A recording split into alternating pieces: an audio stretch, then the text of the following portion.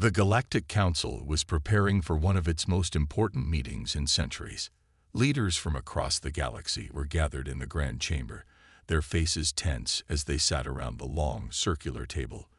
Each species had sent their most powerful representatives, ready to discuss matters that could determine the future of the galaxy. The peace talks had been arranged to end the constant chaos that plagued the stars. All they needed was agreement, a mutual understanding, and the galaxy would have a chance at peace. The room was quiet, with only the soft hum of the council's systems filling the air. The members sat still, awaiting the arrival of the final delegation. They were the last to arrive, and their tardiness had already caused some tension among the other representatives. It wasn't uncommon for one or two races to be late, but the sudden silence that filled the room as the doors opened caught everyone off guard. A shadow loomed at the entrance, and the heavy doors slid open with a metallic hiss. The council members glanced up, expecting another delegation, perhaps a new alliance or an important messenger. But what entered the room was something none of them had anticipated. Standing in the doorway was a tall, imposing figure, humanoid, but clearly not like any species the council had encountered. Their skin was dark, like the depths of space itself, and their eyes glowed with a fierce intensity. The air in the room seemed to grow colder as the figure stepped forward. Behind them, a group of warriors followed, their movements sharp and deliberate, exuding an air of dangerous confidence. They were all dressed in dark, intricate armor, each piece etched with symbols the council could not understand. "Who are you?" one of the council members asked, his voice steady, but the slight tremor betrayed his unease. He had never seen a species like this before. The leader of the mysterious group stepped forward. His presence was enough to silence the entire room. He spoke, and his voice was deep, commanding, but oddly calm. "We are the Deathworlders," he said, "and we have come to speak with you." A murmur rippled through the room. Some of the council members exchanged confused glances. The term Deathworlders was not one they had heard before. It sounded more like a legend than a real race of beings.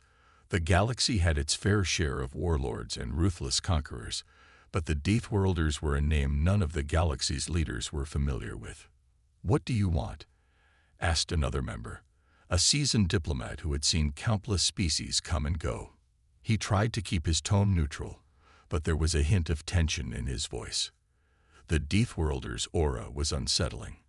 "We want nothing," the leader replied coldly. "We only observe, and we offer an opportunity for your survival."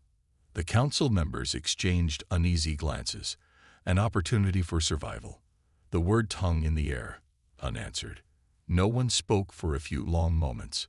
It was clear that the Deathworlders did not come to negotiate like the other species. They did not come seeking allies or to share technology. No, they had come for something far more unsettling. "We are here because there are those in the galaxy who think they can challenge you," the Deathworlder leader continued, his eyes scanning the room. "But they do not understand what you have forgotten. That strength is what matters most in this universe. Not diplomacy, not technology, not treaties.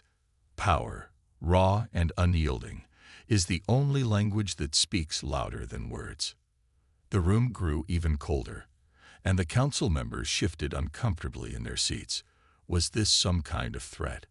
How could a single species think they could intimidate the most powerful forces in the galaxy? The council had seen many species try, but they had all failed. What made these Deathworlders different? The leader of the Deathworlders seemed to sense the unease. He didn't move, but his gaze seemed to pierce each of the council members. "We are here to teach you a lesson," he said, his voice like ice.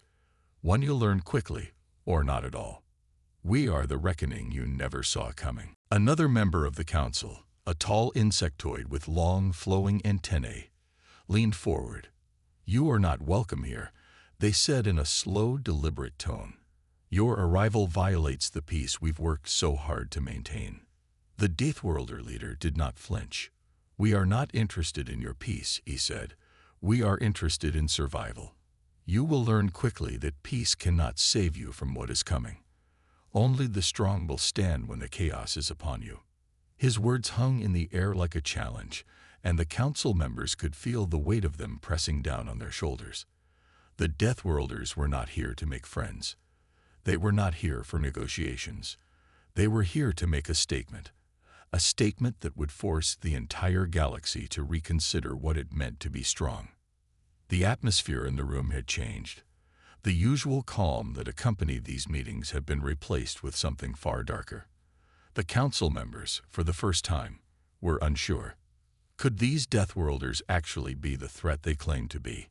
Could they truly possess the power to shatter the fragile peace of the galaxy? The tension was palpable, and the council was left with more questions than answers. Who were these Deathworlders? And what did they want from the galaxy? Were they simply another aggressive force? Or was there something more to their arrival? Something far more dangerous? And as the leader of the Deathworlders turned to leave, his final words echoed in the ears of every council member. Remember, peace does not win wars. Strength does. With that, the Deathworlders departed, leaving the council in stunned silence. What had they just witnessed?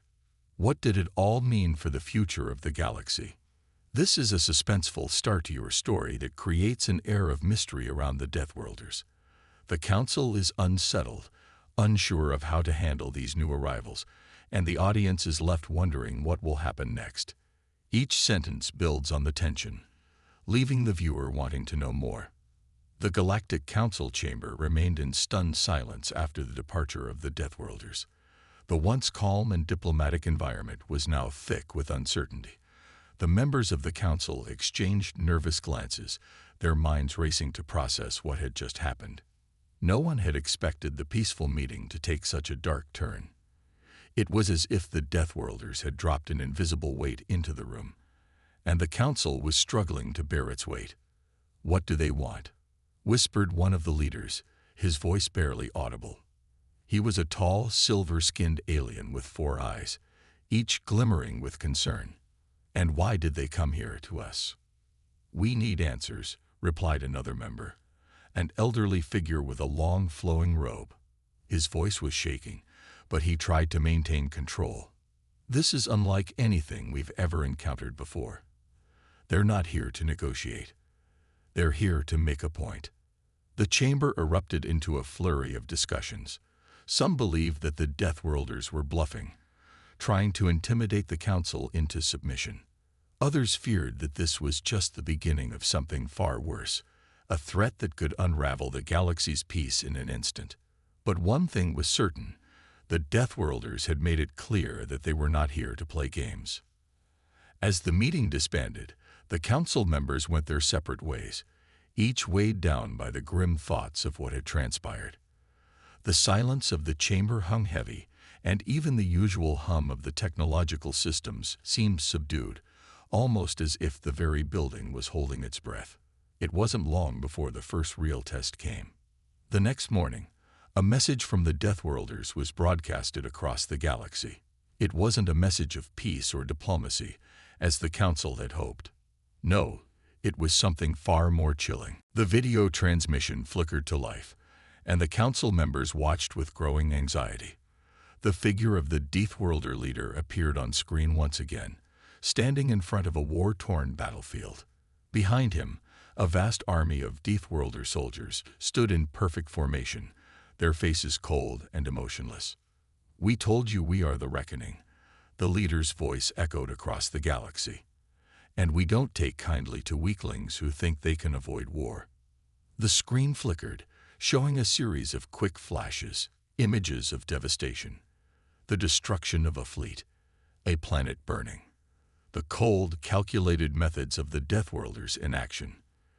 "We've already started," the leader continued, his tone dark and unforgiving. "A demonstration of our strength. Consider this a lesson. We'll wait for your response, but know this. You have one chance: surrender or face the consequences." The message ended, and the room went dark. The council members stared at the black screen, their faces pale, their hearts racing. What they had just witnessed was not some grand statement. It was a promise an undeniable declaration that the Deathworlders were not just a threat. They were a force of nature. Minutes later, a fleet of ships, unlike any the galaxy had ever seen, appeared on the edge of the Council's controlled space. Their dark hulls loomed menacingly against the backdrop of the stars, and the unmistakable shape of the Deathworlder vessels filled the screens of every military command center. Panic spread quickly throughout the galaxy. Emergency protocols were activated. Fleets of Council warships were dispatched to defend the borders, but everyone knew deep down that it might be too late. The Deathworlders didn't follow the conventional rules of engagement. They didn't wait for a declaration of war, nor did they use the usual tactics that the Council had trained for. Instead, they launched a surprise attack. Without warning, their fleet opened fire on an outlying colony. The weaponry they used was nothing like the Council's. Their ships moved like predators in the dark, striking with terrifying precision. The colony's defenses were no match for the Deathworlders' advanced weapons, and within minutes, the entire settlement was reduced to rubble. It wasn't just the attack that was terrifying. It was the method. The Deathworlders didn't waste time with drawn-out battles or negotiations. They struck hard and fast, leaving no room for mercy. The Galactic Council, caught off guard and scrambling to respond, was forced to watch as the destruction unfolded. Military commanders were sending desperate messages, asking for reinforcements, but no one knew where to send them. The Deathworlders had already shown they could strike anywhere, at any time. The sense of helplessness in the air was palpable. Back in the Council chamber, panic began to set in. The leaders of the various species argued loudly, blaming each other for their lack of preparation.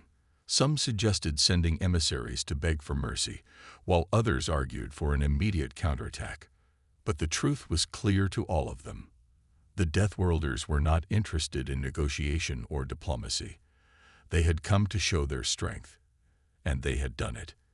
As the last reports of the attack came in, a chilling realization spread across the room. The Deathworlders were not just a passing threat. They were a force that could tear through the galaxy, one system at a time. The Council had never faced anything like this before. No one had ever thought that a single species could disrupt the peace of the entire galaxy with such raw power and ruthless efficiency.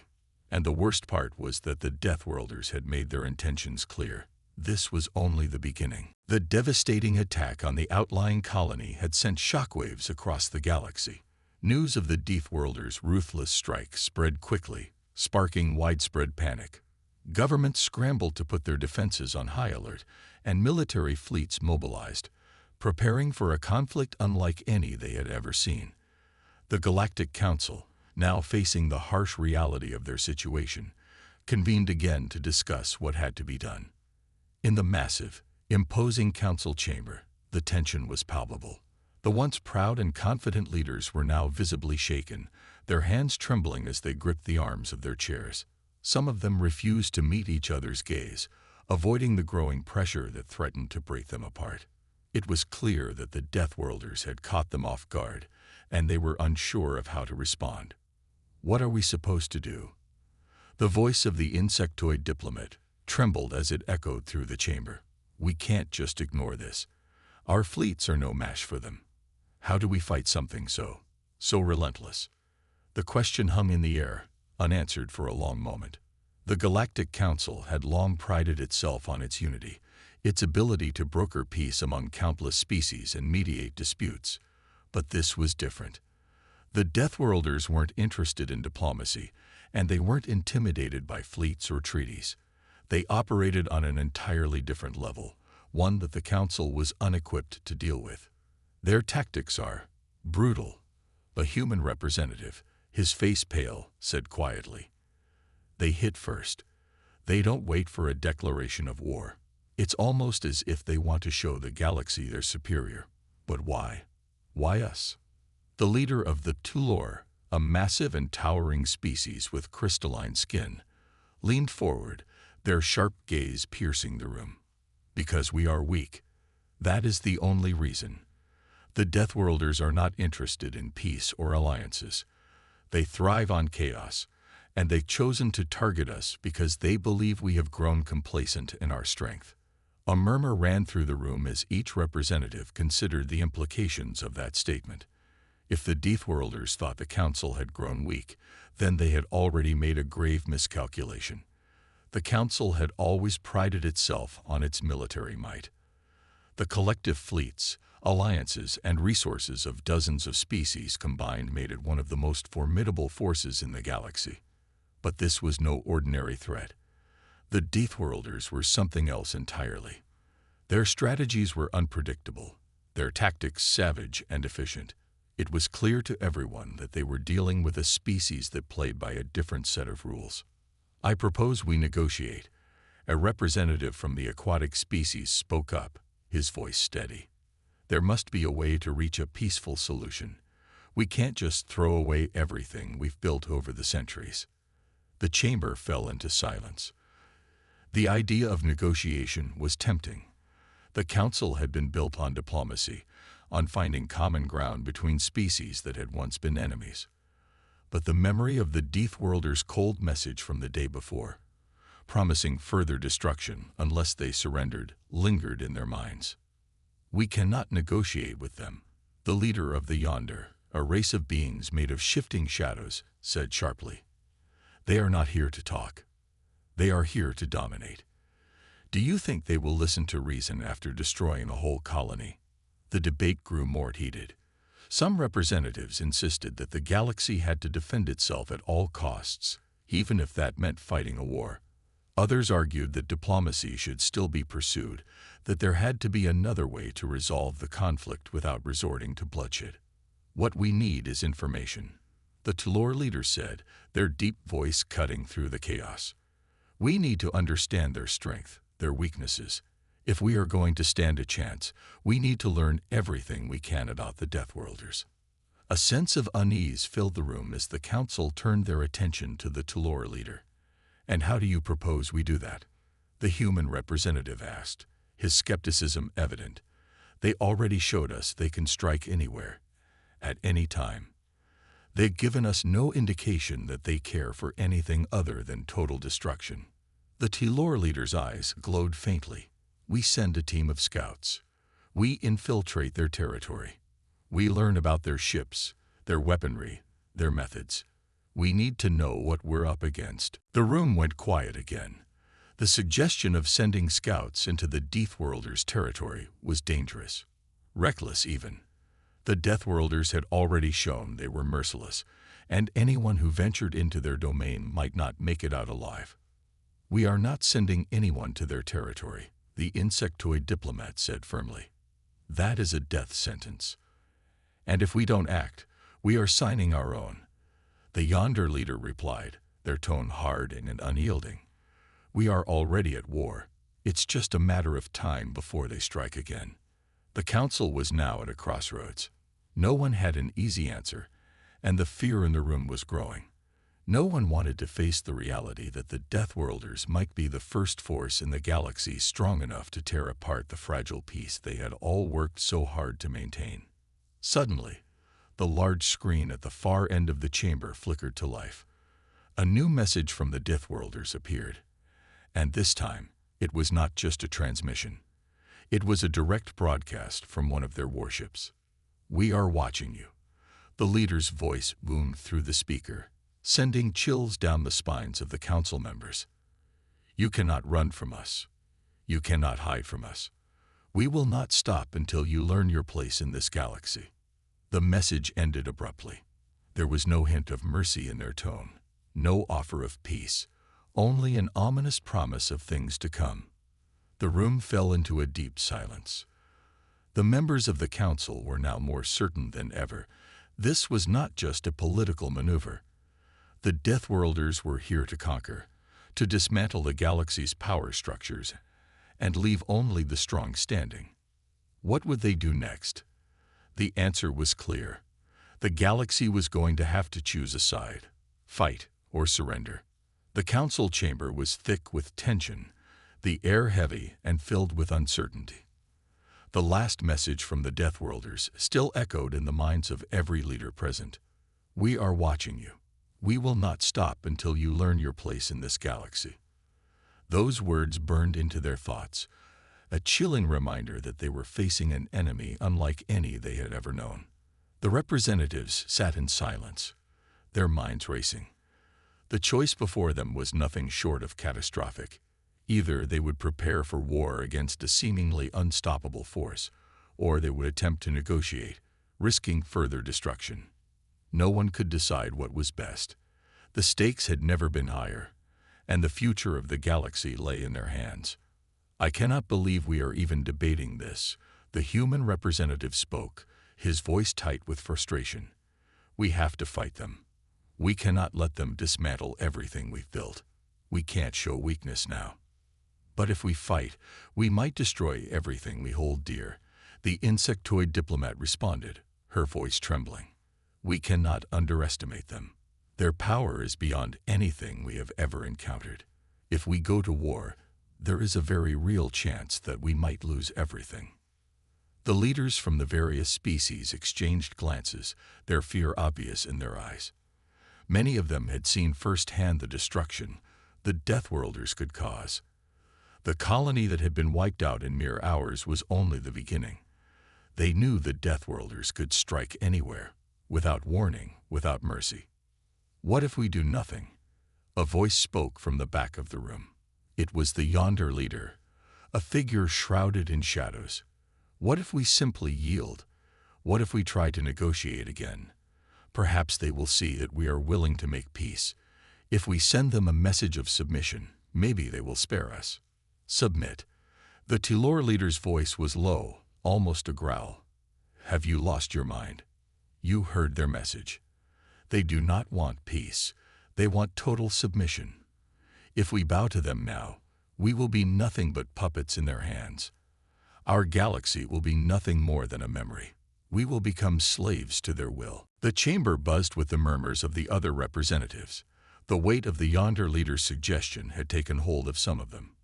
Some were tempted to offer an olive branch, to try to stop the madness before it could get any worse. But the majority knew that yielding would only guarantee their downfall. Suddenly, the screen at the far side of the chamber flickered, displaying a live feed from the Galactic Fleet's command center. The face of an officer appeared, his brow furrowed with concern. "Council, we have a situation," the officer said urgently. "The Deathworlder's fleet has begun advancing toward the core systems. They're not waiting for our decision. They're coming for us, and they're moving faster than we can react." A gasp rippled through the room. Panic began to seep into the minds of the council members. This was no longer just a question of diplomacy or war. It was now a race against time. "How much time do we have?" the human representative demanded, standing up from his seat. "Not much," the officer replied grimly. "They'll be in the core within 2 days. We have no idea what they'll do when they get there, but we're expecting them to strike hard. We're trying to prepare, but we don't know if our defenses will hold. Their technology is beyond anything we've seen." The officer's voice faded, and the screen went black. The council was left in stunned silence. 2 days. 2 days until the Deathworlders reached the heart of the galaxy. A cold realization settled over the room. The Deathworlders had already demonstrated their ability to move with terrifying speed and efficiency. They didn't need months of preparation. They didn't need to wait for permission. They acted, and they acted quickly. And now the council was faced with an impossible choice. What could they possibly do in just 2 days to defend everything they held dear? "We need to mobilize," the Tilor leader said, his voice firm. "We don't have the luxury of time. If we are to stand a chance, we need every fleet, every weapon we have at our disposal."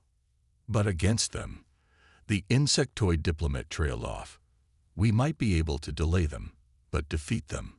That seems impossible." "Impossible doesn't matter," the Yonder leader snapped. "The time for doubts is over. We don't have the luxury of choosing. We must fight, or we will perish." The chamber fell silent again as the weight of that statement sank in. Every leader, every species, knew what was at stake. This wasn't just a political struggle. It wasn't just a question of territory or resources. This was about the survival of their way of life. But as they began to discuss their plan of action, another thought lingered in the minds of some of the leaders. What if the Deathworlders weren't just interested in destroying the Council? What if they were trying to send a message, a warning to the entire galaxy? Suddenly, the human representative stood, his voice calm but determined. "We've been blind," he said, a realization dawning in his eyes. What if the Deathworlders aren't just attacking us because we're weak? What if they're attacking us because they want to teach the galaxy a lesson? What if this is a test to see if we can adapt, if we can survive, if we can fight back? The idea rippled through the room. Could the Deathworlders be trying to prove a point?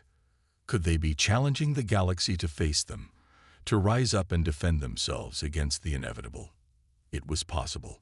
But if that was the case, then what would the Deathworlders do when the galaxy finally rose to meet them? "We don't know what they want," the Tulor leader said, "but what we do know is that we can't afford to wait and find out." And so, with no time left for further debate, the Council made its decision. The galaxy would fight back. The galaxy had never seen a crisis like this before. The Council, now united in their decision to defend their way of life, scrambled to prepare for the oncoming assault. Military fleets from all corners of the galaxy were assembling, but there was a lingering doubt among many leaders. No one truly understood the Deathworlders' capabilities, and time was running out. News from the front lines came in waves of grim reports. The Deathworlders were moving fast, and their strategy was shockingly efficient. Colonies on the outskirts of the core systems were already falling, with entire populations wiped out in moments. No one knew what had hit them. There were no fleets to fight back, no warning, just destruction. The Tulor leader, now a central figure in the galaxy's war effort, stared at the tactical map projected before him. It was a mess of blinking red dots, worlds that had fallen, fleets that were engaged, and entire sectors under siege. The Deathworlders were relentless, tearing through the galaxy like a storm that could not be stopped. The Tulor turned to face the Council members. "We have underestimated them," he said gravely. "They do not fight by our rules. We must adapt, or we will lose." The Council had already mobilized a counter-offensive, but the vast distances between their fleets meant that the Deathworlders would reach the heart of the galaxy first. They had already shown they could strike without warning, without mercy. Now it was time to face the full brunt of their wrath. But there was something else that troubled the Tulor leader. The Deathworlders were not simply attacking, they were provoking. Their tactics were designed to lure out the Council's fleets, to draw them into traps. It was as if they were testing the galaxy's resolve, pushing them to their limits. "We must lure them into a trap of our own," the Yonder leader said. His dark, shifting form appeared almost as a shadow in the dimly lit chamber. "If we engage them in open conflict, they will crush us. But if we bait them into our territory, we might have a chance to catch them off guard." The insectoid diplomat frowned, shaking her head. "And if they are not fooled, if they know we are trying to deceive them, then we die fighting," the Yonder leader replied without hesitation. The stakes were clear. The Council had to take risks if they hoped to have any chance of surviving the Deathworlder assault. A strategy was formed quickly, a feint to draw the Deathworlders away from their primary target, giving the fleets time to organize a better response. On the front lines, a fleet of battle-hardened warships prepared for the worst. These ships were the last line of defense for the heart of the galaxy. They were heavily armed and ready, but the fear in their crews was palpable. They had heard the stories. They had seen the destruction. The Deathworlders were coming, and no one knew if they could stop them. Captain Jarek of the Earth Fleet stood on the bridge of the flagship, staring at the holographic map before him. His fleet was positioned at the edge of the core systems, ready to intercept the Deathworlder advance. The officers around him were nervously checking their weapons, recalibrating systems, and preparing for battle. It was an hour until the expected encounter, but the captain's mind was elsewhere. "Captain," his communications officer said, "We've received a message from the Council. They're confirming the plan. The fleets are ready for the ambush." Jarek nodded, though his expression was grim. "Let's hope they're ready for us."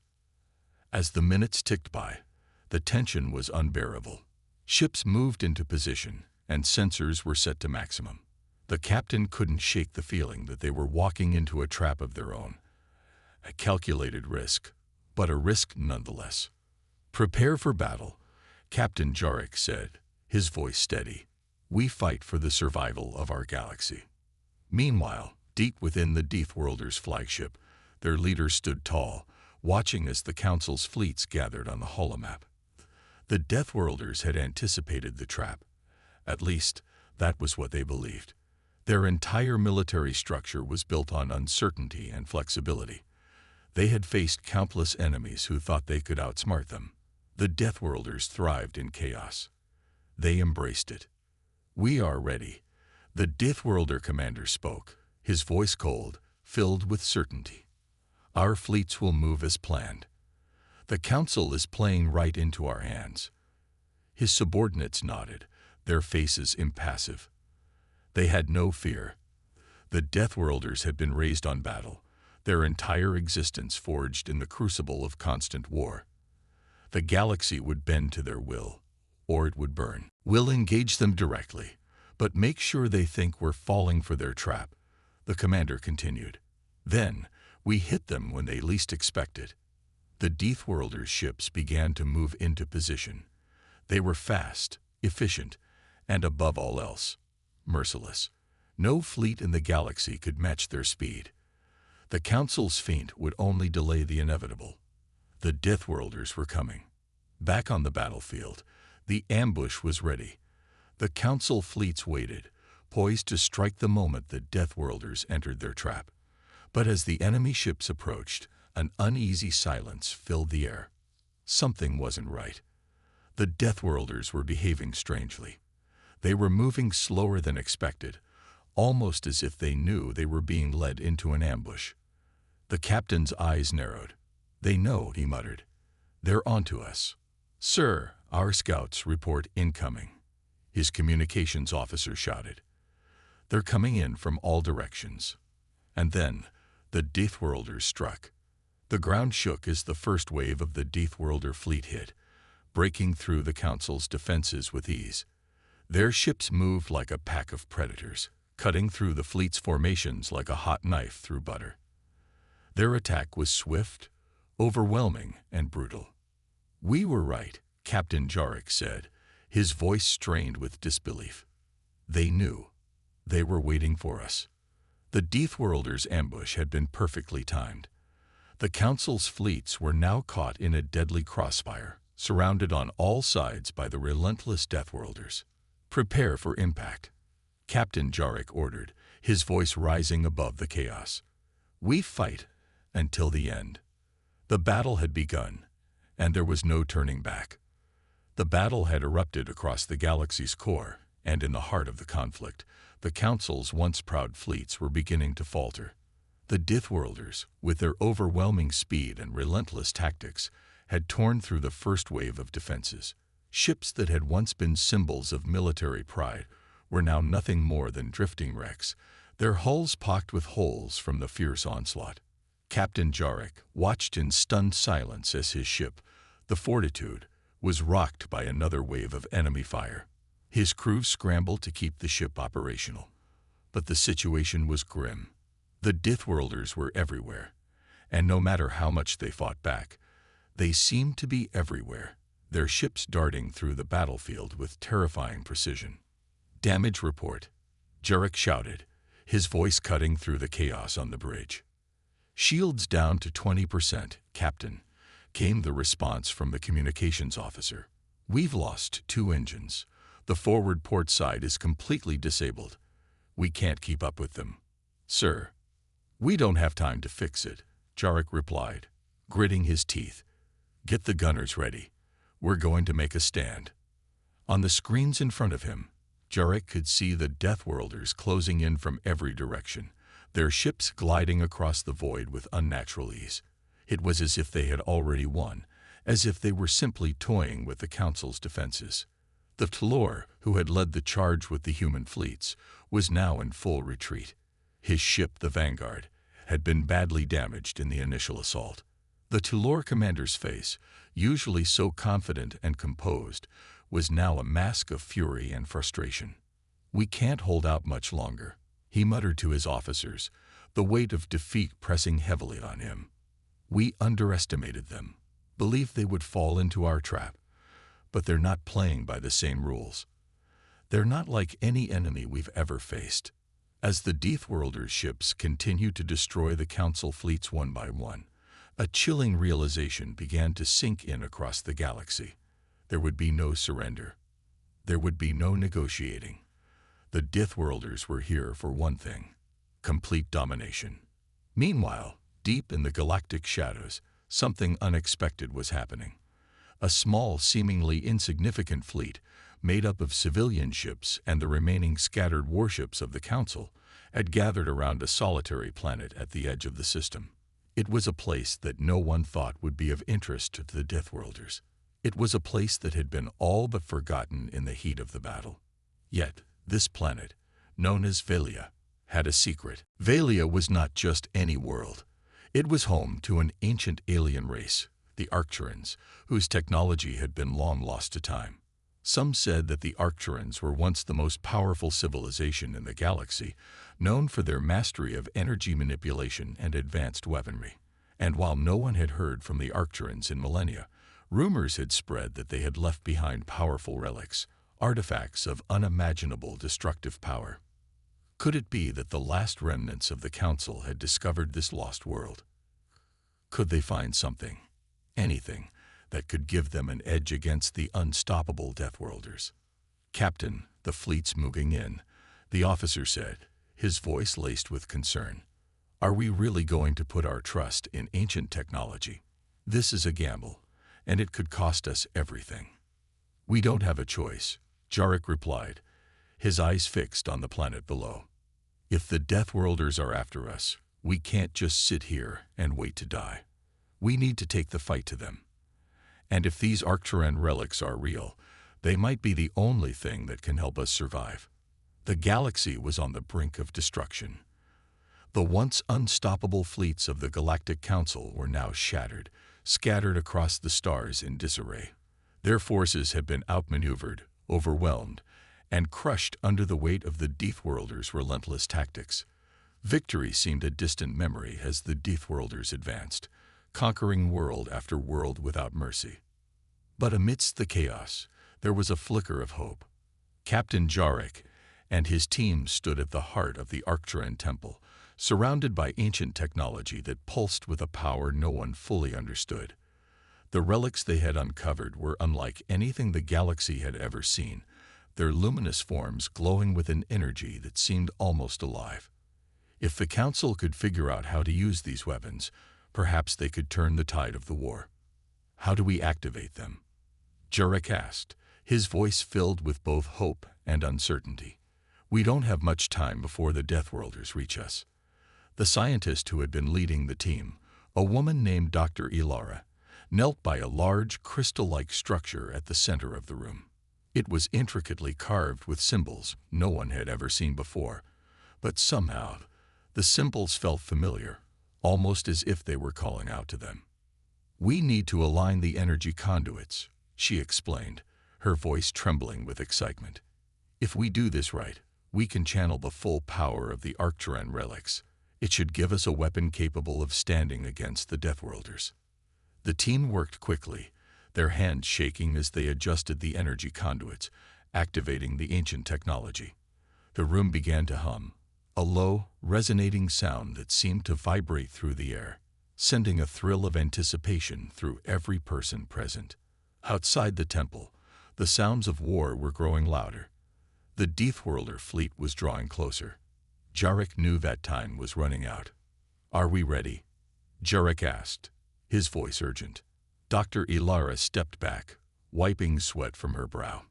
"It's activating, but it's not fully calibrated. We might only get one shot at this." Jarek took a deep breath, his heart pounding in his chest. This was their last chance. They had to make it work. The fate of the galaxy rested on the fragile hope that these ancient relics could match the might of the Deathworlders. Meanwhile, on the Deathworlder flagship, Commander Vrax stood, watching the final stages of the battle unfold. His fleet had crushed everything in its path, and now only the remnants of the Council's forces remained. The time had come to deliver the final blow, to wipe out the last resistance and claim victory. But something was wrong. His sensors picked up a strange energy signature coming from the direction of Velia, the planet where the Council had made their desperate stand. The signature was unlike anything he had ever encountered. It was faint at first, but as it grew stronger, his instincts told him that something big was happening. "Commander," his officer said, glancing at the readout, "there's a massive energy surge coming from the surface. We believe it's originating from the Council's position." Vrax's eyes narrowed. "Is it a weapon?" "It's unclear, sir, but we've never seen anything like this before." Vrax gritted his teeth. He knew the Council had been hiding something, but he hadn't anticipated them having such powerful technology. He had no intention of letting them escape with it. "Prepare to intercept," Vrax ordered. "Deploy the fleet. We end this today." Back at the Arcturan Temple, the energy surge continued to build, the ancient relics humming louder with each passing second. The ground beneath them trembled, and the air crackled with raw power.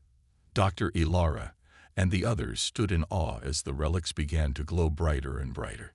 "It's working," she exclaimed. "The energy it's stabilizing." Jarek's heart raced. This was it. This was their chance to turn the tide of the war, but he knew they couldn't hold out much longer. The Deathworlders would be here soon. "Get the fleet ready," Jarek commanded. "We need to launch everything we have now. The Deathworlders are coming." Just as the words left his mouth, the ground shook violently. The temple's walls cracked and groaned, as if protesting the energy coursing through them. The hum of the relics grew deafening, a sound so intense that it seemed to reach into the very fabric of space itself. And then, without warning, the power surged to its peak. The sky above Velia lit up with an incredible display of energy. Brilliant beams of light shot up into the heavens, visible across the galaxy. The shockwave of the explosion reached out like a pulse, and for a moment, everything seemed to stop. The Deathworlder fleet, which had been preparing to launch its final assault, froze as the pulse hit their ships. The energy from the relics interfered with their systems, scrambling their sensors and disabling their communication networks. Vrax's ship lurched violently, and alarms began blaring across the deck. "What is this?" Vrax demanded, his voice tinged with disbelief. The energy pulse had struck them, but it wasn't enough to destroy them. Yet, still, the Deathworlders were shaken, their coordination disrupted for the first time since the battle began. Captain Jarek's voice crackled over the comms. "This is our chance. Everyone, launch your final strike." The Council's fleet, emboldened by the power of the Arcturan relics, surged forward. The newly energized ships were more powerful, their weapons more destructive than ever before. It wasn't just the weapons, it was the newfound strength in their unity.